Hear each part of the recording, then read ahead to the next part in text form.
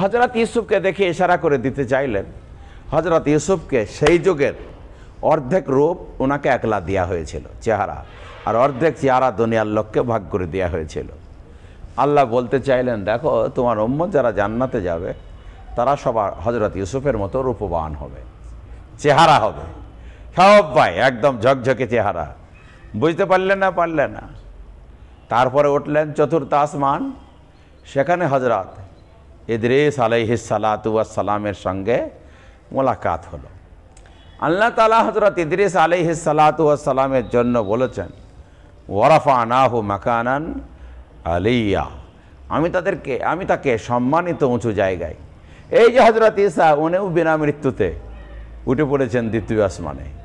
হযরত ইদ্রিসও তাই, উনি একবার মরেছিলেন হালকা করে, বেশি মরেননি। আসলে উনি কীভাবে হালকা করে মরেছিলেন শোনো। হযরত আজরাইল হযরত ইদ্রিসের মেহনত, তিনি দাওয়াত দেখে বড়ই খুশি হয়ে গেলেন। আল্লাহকে বললেন, আল্লাহ আমি ইদ্রিস নবীর সঙ্গে কদিন থাকতে চাই। বলে থাকো গা। হযরত আজরাইল ইদ্রিসের সাথে থাকতে লাগলেন। এসে বাড়িতে মেহমান এসছে, ঝকঝকে খেতে দেবে, খায়ও না, পরেও না, ঘুমায়ও না, শয়ও না। বলে তুমি কিছু খাবে না? বলে না, খাবো না। কয়েকদিন থাকতে থাকতে হযরত ইদ্রিসের ভয় হয়ে গেল, এ কি লোক রে, আরাম করে ঘুরে বেড়ায়, খায় না, দেয় না, শরীর খারাপ হয় না, তোমার ব্যাপার আমার সন্দেহ হচ্ছে, ভয় হচ্ছে, ব্যাপারটা বলো। তো উনি বললে, আমি আপনার মেহমান, কিন্তু আমার নাম আজরাইল। মানে সেই জমদূত।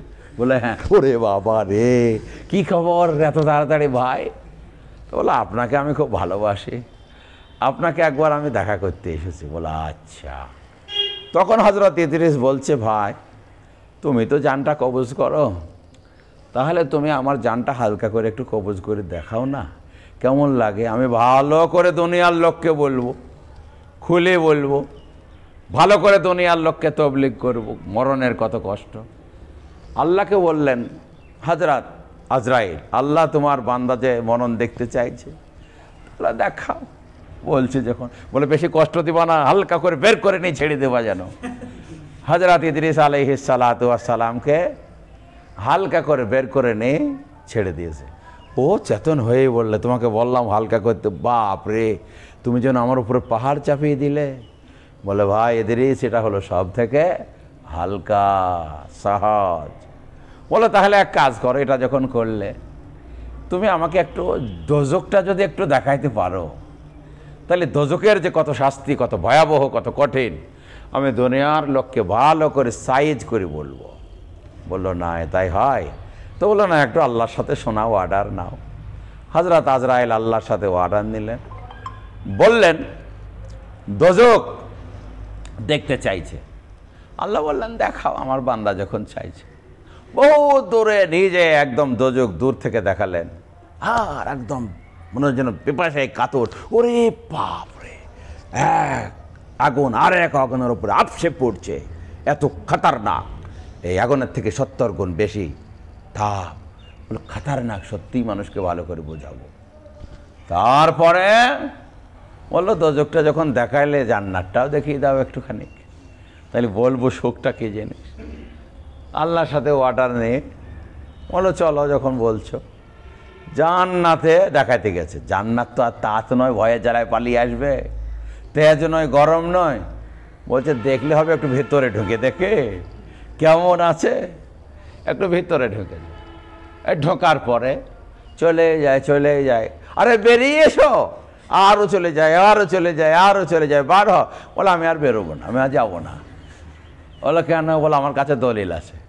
বলো তোমার কাছে আবার কি দলিল গো? বলো তাহলে তর্কে নামো। বলো কি দলিল? আল্লাহকে বললেন আজরাইল যে দলিল দিতে চাইছে। বলে কি বলছে শোনো না।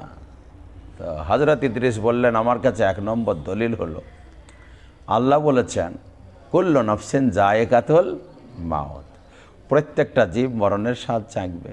আর তুমি তো ভাই নিজেই জানো আমি মরণের স্বাদ চেখে নিয়েছি। তারপর আল্লাহ বলেছেন, ওয়া ইম মিনকুম ইল্লা ওয়ারিদুহা কানা আলা রাব্বিকা হাতবাম মাকজিয়া। যে যত বড়ই লাট সাহেব হোক, শেঠ সাহেব হোক, জাহান্নামের এক শাঁক তাকে খেতেই হবে। তা আমি তো এক শাঁক খেয়েছি, ওই কাজ দিয়ে যাচ্ছিলাম, আর এমন চাকা লেগেছে বাবার জান শেষ। তারপরে আল্লাহ তাবারক তাআলা পবিত্র কোরআন শরীফে যা আছে, দুপার আয়াতটা ভুলে গেলাম, আল্লাহ তাবারক, এখনো মনে আসবে, আল্লাহ তাবারক তাআলা বলছেন আমি যাকে জান্নাতে ঢোকাই তাকে আমি বার করে নিই, ঢুকলোতে ঢুকেই থাকলো।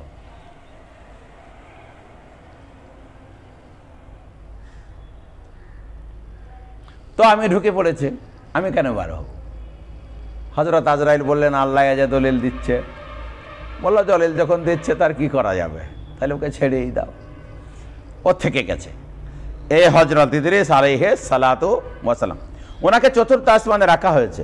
ওনাকে বলে ঈসা চতুর্থ আসমান, এটা ভুল। ঈসা চতুর্থ আসমান, এটা কি?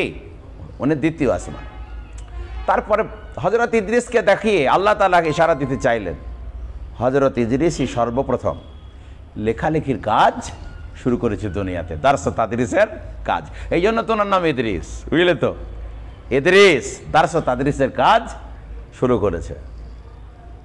তা আল্লাহ তাআলা ইশারা করলেন যে তুমিও এক সময় বিভিন্ন সোলাহা, উমারা, সালাতিন, এদের কাছে তুমিও ইসলামের দাওয়াত দেওয়ার জন্য চিঠি লিখবে। হুজুর লিখেছিলেন না লেখেননি? একদম হুদাইবিয়ার সন্ধির পরে বিভিন্ন রাজা প্রজাদেরকে চিঠি লিখেছিলেন। ইদ্রিস, ইমাম শাফির বাবার নাম ছিল ইদ্রিস, মুহাম্মদ ইবনে, ওনার নাম তো মুহাম্মদ, ইমাম শাফি, আর বাবার নাম হলো ইদ্রিস। একজনা জিজ্ঞাসা করছে হুজুর আপনার বাবার নাম কি? তো ইমাম শাফি খুব রসিক লোক ছিলেন, উনি দাঁড়িয়ে গেলেন, তারপরে রুকু করলেন, তারপরে দাড়িতে হাত দিয়ে এমনি এমনি করে 3 বার ঝেড়ে দিলেন। তা একজনা বলেছে হুজুর বুঝতে পেরেছি আপনার নাম, আপনার বাবার নাম ইদ্রিস। বললো তুই কি, কেউ বুঝতে পারলো না, তো কী করে বুঝলি? বলে যে ইমাম শাফি দাঁড়িয়ে গেল মানে আলিফ, আর রুকু করলো মানে দাল, আর রিস মানে দাড়ি, তার দাড়ি থেকে যে 3টি ফুটা আছে রিসে সিনে 3 বার ঝেড়ে ফেলে দিল, রিস ইদ্রিস। ইমাম শাফিও খুব রসিক লোক ছিলেন, বাবার নাম জিজ্ঞাসা করলেই দাঁড়িয়ে যেতেন, দিয়ে রুকু করতেন, দিয়ে দাড়ি হাত দিয়ে 3 বার ঝেড়ে দিতেন। এ হলো মোহাম্মদ ইবনে ইদ্রিস। মজার লোক ছিলেন, বহুত বড় পণ্ডিত, সুবহানাল্লাহি ওয়া বিহামদিহি। এখন তারপরে পঞ্চম আসমানে যে হযরত হারুনের সঙ্গে দেখা। কোন নবীর সঙ্গে বললাম বাবা? হযরত হারুন আলাইহিস সালাতু ওয়াস সালামের সঙ্গে দেখা। হযরত হারুন আলাইহিস সালাতু ওয়াস সালাম সঙ্গে আদান প্রদান হলো, আলাপ হলো, মারহাবা হলো, খোশামদিদ হলো। সবাই জিজ্ঞাসা করলেন আমন্ত্রিত? বললো হ্যাঁ আমন্ত্রিত। তেনার সাথে দেখা করে চলে গেলেন। এনাকে দেখা করার ইচ্ছা কি? হযরত হারুন আলাইহিস সালাতু ওয়াস সালামকে রেখে দিয়ে হযরত মূসা চলে গেছিলেন আল্লাহর সঙ্গে দেখা করতে, কথা বলতে। তো হযরত হারুনের কথা শুনেনি, সব মুরতাদ হয়ে গেছিল। বিশ্বনবী সাল্লাল্লাহু আলাইহি ওয়াসাল্লামকে দেখিয়ে বলতে চাইছেন যে দেখো তোমারও কিছু উম্মত কিছু মুরতাদ হবে। কবিলায় ওরাই নেয়া বলে কিছু গোষ্ঠীর লোক, ওরা সব মুরতাদ হয়ে গেছিল, তাদেরকে কতল করতে হয়েছিল। হযরতে মূসাও যারা মুরতাদ হয়েছিল তাদেরকে কতল করেছিলেন। 6 নম্বর আসমানে যে দেখা হলো হযরত মূসা আলাইহিস সালাতু ওয়াস সালামের সঙ্গে। হযরত মূসা মারহাবাম বিল আবনি সালিহ ওয়া আখিস সালিহ ওয়ান নবিয়্যিস সালিহ, সব আদান প্রদান হলো। তারপর যখন চলে যাচ্ছেন হযরত মূসা কান্না করতে লাগলেন। কেউ জিজ্ঞাসা করলো আপনি কান্না করছেন কেন?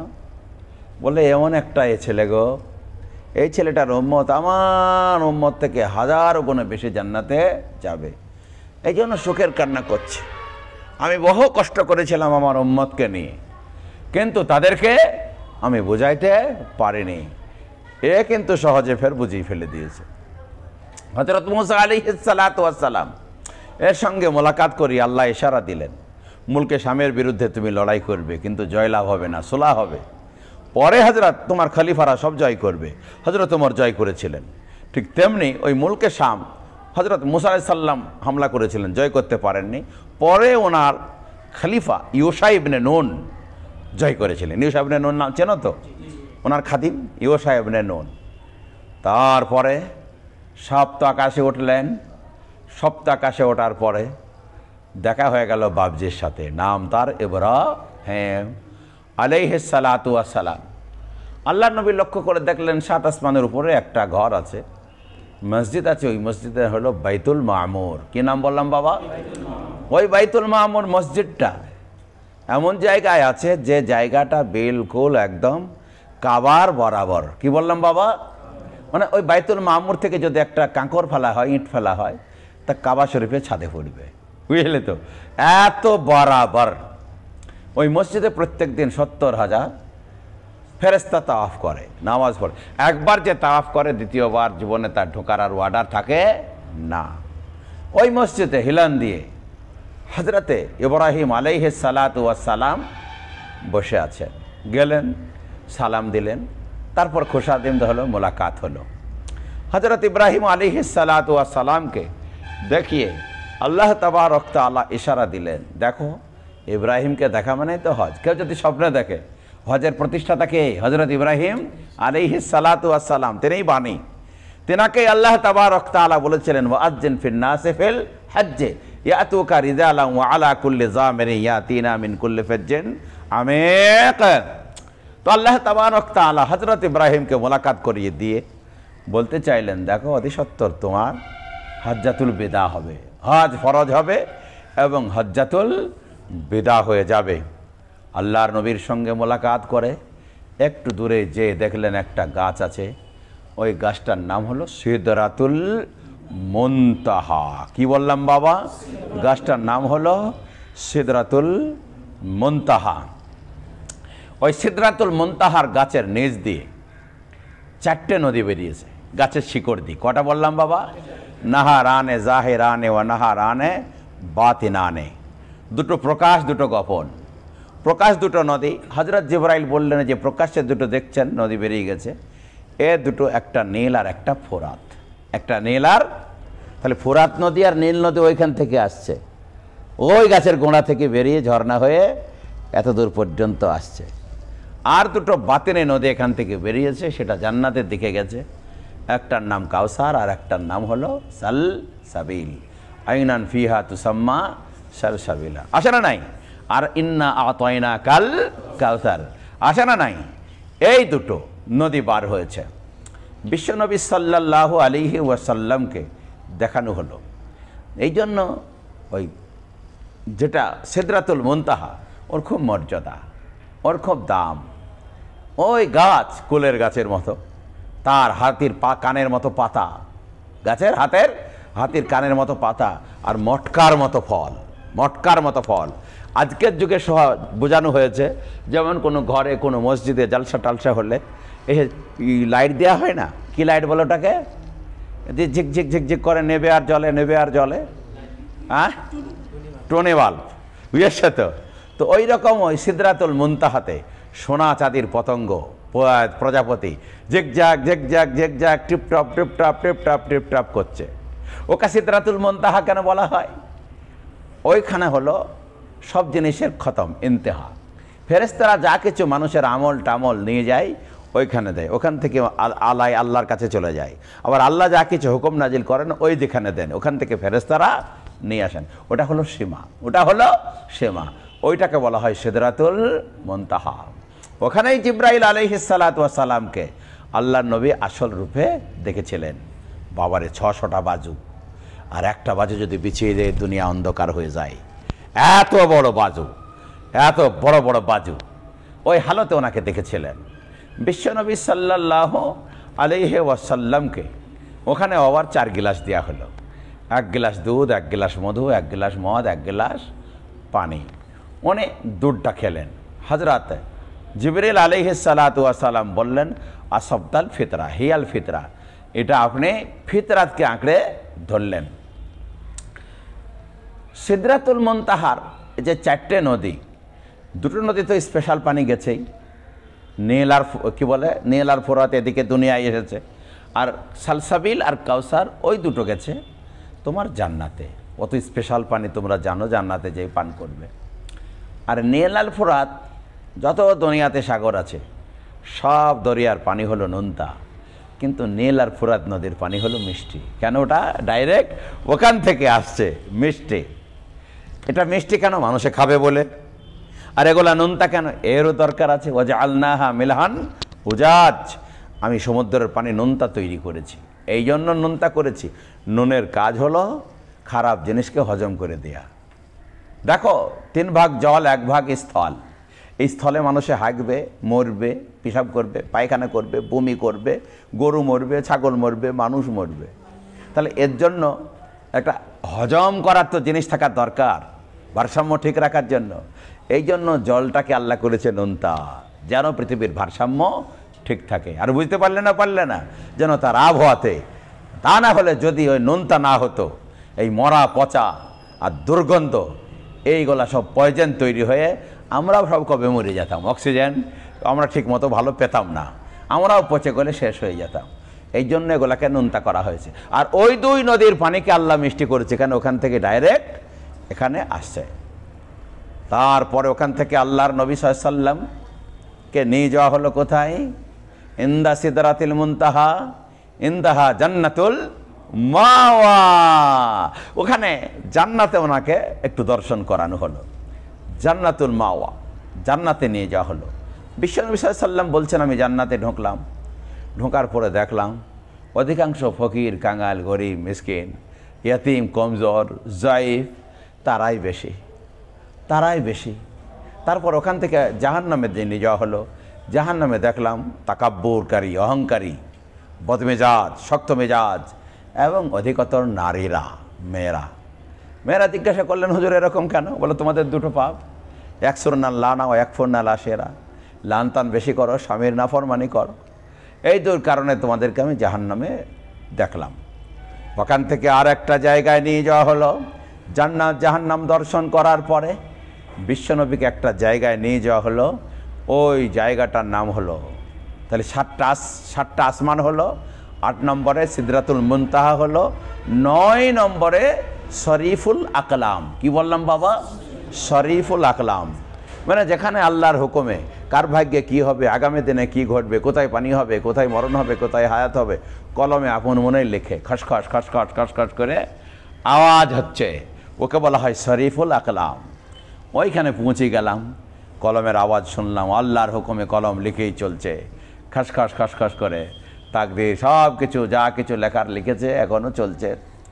সেইখানে যে জিবরিল বললেন, আমি আর যেতে পারবো না, এবার আপনাকে একলাই যেতে হবে।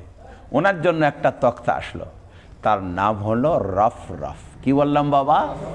রফরফ। এই রফরফ আসলো, মখমলের চাদরের ঝিকঝাক রফরফ।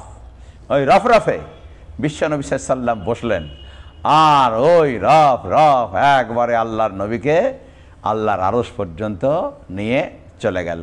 সুম্মা দানা ফাতাদাল্লা ফাকানা কাবা কাউসাইনি আও আদনা ফাওহা ইলা আবদিহি মা আওহা। একবার কাছাকাছি।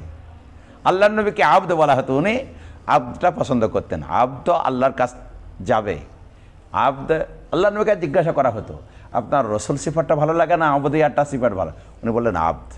আব্দ মানে দুনিয়া থেকে আল্লাহর কাছে যাওয়া, আর রসুল মানে আল্লাহর কাছ থেকে দুনিয়াতে আসা। এই জন্য উবুদিয়াতটাকেই আমি পছন্দ করি। আল্লাহ তাবারক তাআলার কাছে পৌঁছে গেলেন। অধিকাংশ ওলামারা বলেছেন, জমহুর ওলামারা, 2-4 জন সাহাবেও ইখতিলাফ আছে যে আল্লাহকে দেখেননি। আসলে আল্লাহর নবীর এক হাদিস নিয়ে ইখতিলাফ। আল্লাহর নবী সাল্লাল্লাহু আলাইহি ওয়াসাল্লাম নূরানিয়ুন উরাহু, আমি নূর দেখেছি।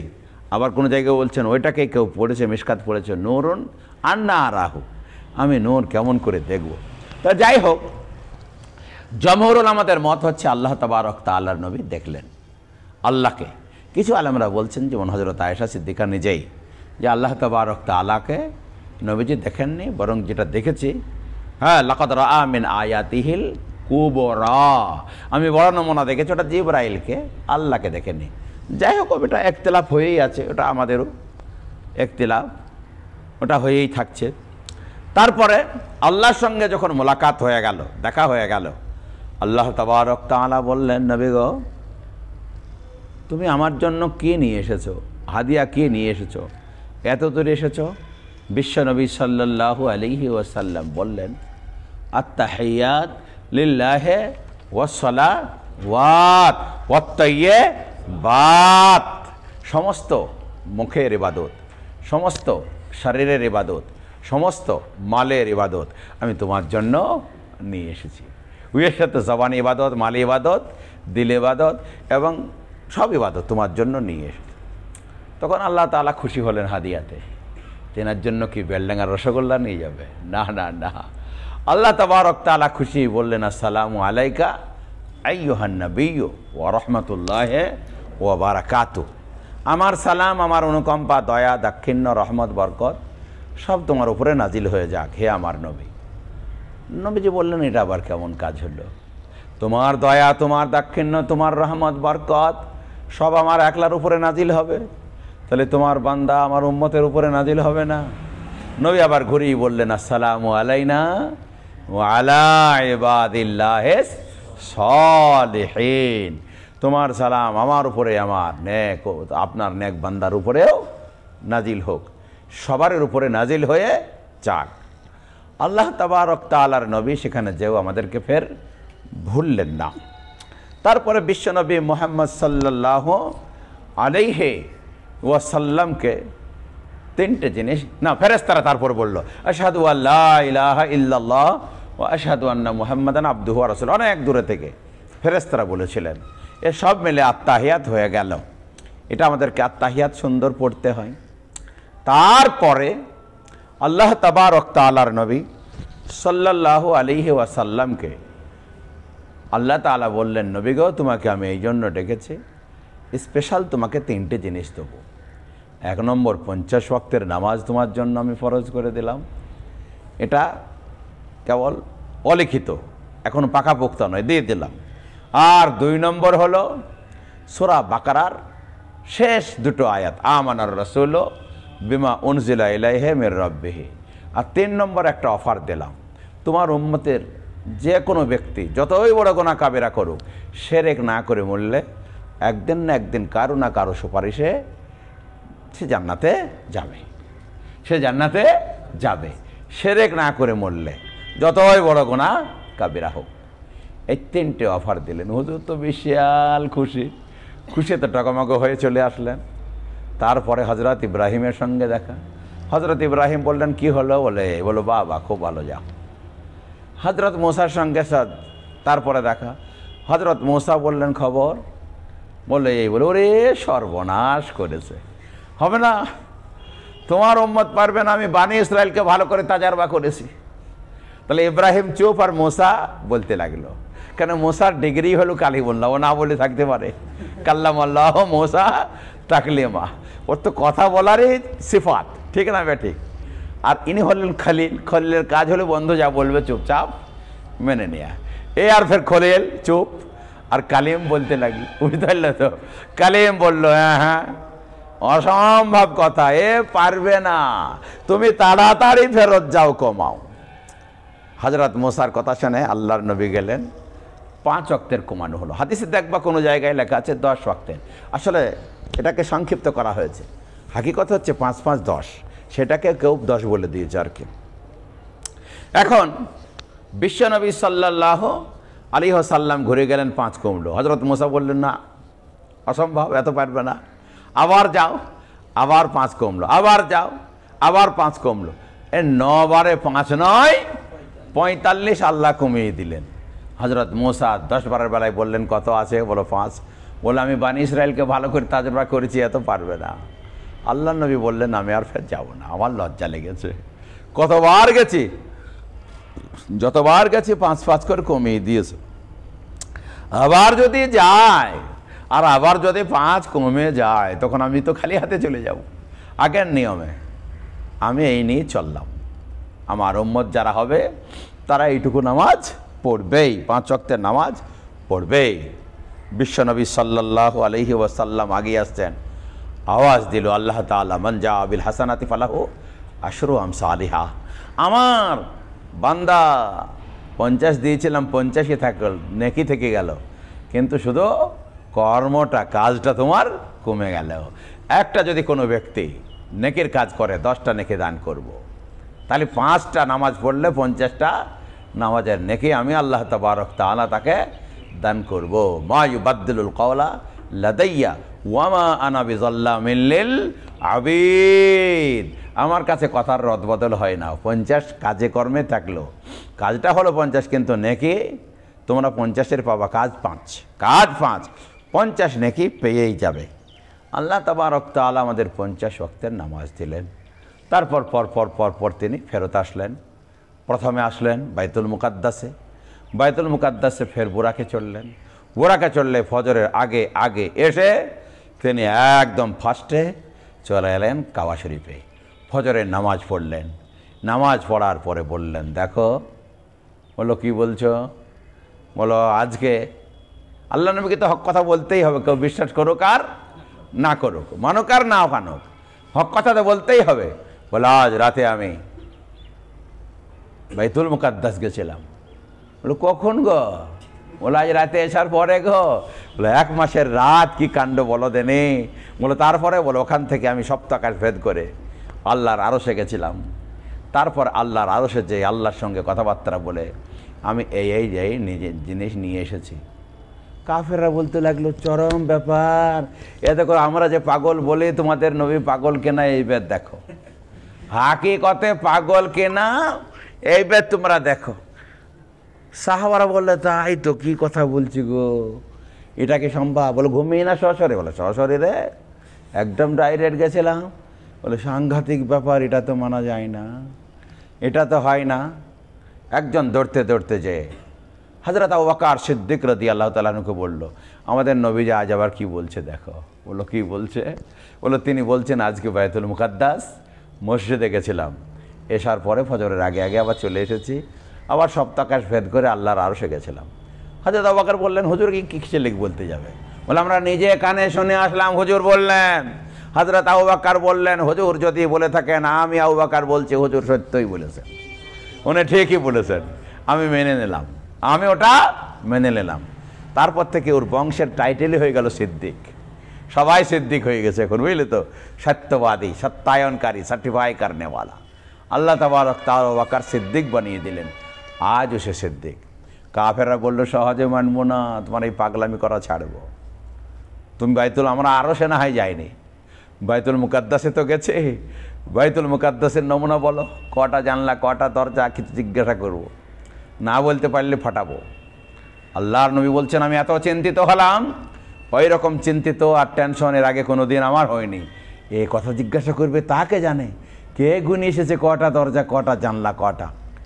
আল্লাহর ফেরেশতা আসলেন জিবরাইল, বাইতুল মুকাদ্দাস নবীজির সামনে করে দিলেন। আহা, নবীজির সামনে করে দিলেন। আল্লাহর নবী দেখে না ধাড়া ধাড় বলে দেন, দেখে না ধাড়া ধাড় বলে দেন। মুমিনদের ইমান পাকা হয়ে গেল, এতে কোনো সন্দেহ নাই। হুবাহু বলছে। কাফেররা বলল মানব না। আল্লাহর নবী বললেন, আমি রাস্তায় দেখতে আসতে দেখলাম একটা বিরাট কাফেলা মক্কায় ঢুকছে। আগামী বুধবারে সূর্য ডোবার আগে আগে কাফেলাটা ঢুকে পড়বে। কাফেলার আগে যে রাহবার আছে এই রকম ঘোড়ার রং, এই রকম উটের রং। বলো তাই নাকি? বলে হ্যাঁ। বলে দেখাই যাক, বুধবার আসুক। ঠিক বুধবারের সন্ধ্যা লেগে যাচ্ছে, আসছে না। আল্লাহর নবী সাল্লাল্লাহু আলাইহি ওয়াসাল্লামের খাতিরে হাবশে শামস, আল্লাহ একটু সূর্য আটকে দিলেন। তারপরে মক্কায় সেই কাফেলা ঢুকে পড়ল। সবাই দেখলো, মুখেরা বলল সব থেকে বড় বড় জাদু দেখেছে, এত বড় জাদুকর দুনিয়াতে আর দেখে নে, বুঝলে তো। ফালাম্মা জাআহুম বিল বাইয়িনাতি ক্বালা আল্লাযীনা কাফারু হাযা সিহরুম মুবিন। কাফেরদের কাজই হলো সিহর। তো মেরাজের ঘটনা, মেরাজ, এই যে আমাদেরকে নামাজ দেওয়া হলো, নামাজ কিন্তু সবাই পড়ে, কিন্তু আমাদের মতো নামাজ কেউ পড়ে না। আল্লাহর নবী মেরাজে গেলেন, দেখলেন কতগুলা ফেরেশতা রুকু করেই আছে, কেউ সেজদা করেই আছে, কেউ বৈঠক করেই আছে, কেউ কিয়াম করেই আছে। আল্লাহ তাবারক তাআলা যত ফেরেশতা সবাদের নামাজকে আমাদের এক জায়গায় করে দিলেন। আমরা রুকুও করব, কিয়ামও করব, সেজদাও করব, জুলুসও করব। তেমনি ধরো আল্লাহ বলেছেন, ওয়া ইম মিন শাইইন ইল্লা ইউসাব্বিহু বিহামদিহি ওয়ালাকিন লা তাফকাহুনা তাসবিহাহু। পৃথিবীর সমস্ত জিনিস আল্লাহ তসবিহ আদায় করে, তোমরা তাদের তসবিহ বুঝো না। যেমন গাছ, এগুলা সবসময় কিয়াম করছে, কিয়াম করছে। কি বলছে বলো? গাছগুলো এগুলা সবসময় কিয়াম। আর পশু যেমন গরু, ছাগল, ভেড়া, বাঘ, ভাল্লুক, উট, এগুলা সবসময় রুকুই, এগুলা সবাই সবসময়তে রুকুতেই আছে। আর গাছগুলা সবসময় কিয়াম করছে। আর পাহাড় পর্বত এগুলা সব জুলুস, এগুলা সব পাহাড়গুলা বসে আছে, বৈঠক, ওরা বৈঠক করছে। আর সাপ, বিচ্ছু এগুলো সবসময় সেজদাই করছে, এগুলো সবসময় কি একদম পোকা পিঁপড়ে এগুলো সব সেজদা করছে। আল্লাহ তাআলা সমস্ত জীবজন্তু যা ইবাদত করে মানুষ সবারই নেকে দেওয়ার জন্য একটা নামাজের মধ্যে সব জমা করে দিয়েছে। তোমরা কিয়াম করো, তোমরা কোদ করো, তোমরা সেজদা করো, তোমরা জুলুস করো। আল্লাহ তাবারক তাআলা মানুষকে এত প্রাধান্য দিয়েছে। মেরাজ একযোগে মানুষকে বোঝানো কঠিন ছিল, মধ্যাকর্ষণ, মাঝখানে গেলে মানুষ আর ফেরত আসবে না, ওইদিকে টান দেবে। কিন্তু আজকে বিজ্ঞানের যুগে তা বোঝানো বড় সহজ। আরে বাবা, তোমার মতো ব্রেনে যদি 3800 ফুট, 38,000 ফুট, 40,000 ফুট, 50,000 ফুট আর যদি একটা বিমানকে তুলেই দিতে পারো তোমার বুদ্ধিতে, আল্লাহ তাবারক তাআলা পবিত্র কোরআন শরীফে বলছেন কি যে ওমা উতিতুম মিনাল ইলমি ইল্লা কলিলা, আমি তোমাদেরকে আমার জ্ঞান থেকে একটু দিয়েছি। একটু জ্ঞানের দ্বারাতে তোমরা যদি সূর্যে কুকুর পাঠাতে পারো, চাঁদে মানুষ পাঠাতে পারো, আর হাজার হাজার টন লোহা আকাশে উড়িয়ে দিতে পারো, যার কাছে সব বুদ্ধি আছে সেই আল্লাহ বিশ্বনবী সাল্লাল্লাহু আলাইহি ওয়াসাল্লামকে তার দরবারে নিয়ে যেতে পারে না? পারে না? এটা কিছু আশ্চর্য নয় বুজুর্গ দোস্ত, এটা কিছু আশ্চর্য নয়। আল্লাহ তাবারক তাআলা বিশ্বনবী সাল্লাল্লাহু আলাইহি ওয়াসাল্লামকে এইভাবেই তিনি নিয়ে গেছিলেন সপ্ত আকাশ ভেদ করে আল্লাহর আরশে, আবার নিয়েও এসেছিলেন।